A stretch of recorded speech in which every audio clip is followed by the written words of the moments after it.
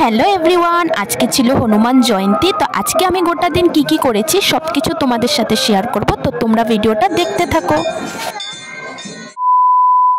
তো এখানে আমি প্রথমে স্নান সেরে বাটা হাতে নিয়ে বেরিয়ে পড়েছি মন্দিরে যাওয়ার জন্য। আর প্রচণ্ড রোদ ছিল, তোমাদেরকে কি বলবো।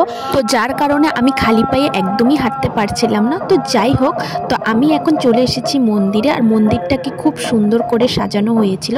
তো তোমাদের সাথে একটা কথা শেয়ার করছি, আমি গত 1 বছর ধরে হনুমান পুজো করি।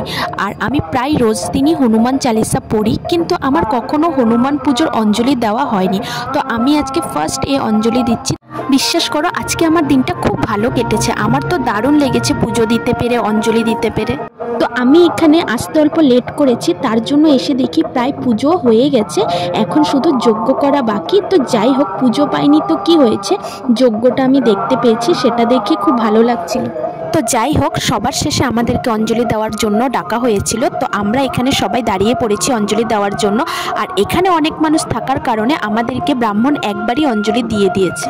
তারপর এখানে অঞ্জলি দেওয়ার পরে শুরু হয়ে গিয়েছিল আরতি। তো তোমরা সবাই আরতিটা একটু শুনো।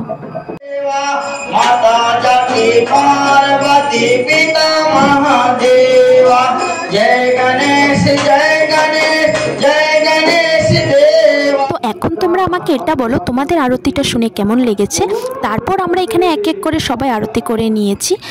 আর এদিকে বিকেলে সবাইকে প্রসাদ খাওয়ানো হবে, তার জন্য এখানে প্রসাদ বানানো হচ্ছে। তারপর চলে এসেছি বাড়িতে এসে দেখি মা আজকে সব সেদ্ধ বানিয়েছিল, যেহেতু আজকে নিরামিষ খাবো তার জন্য।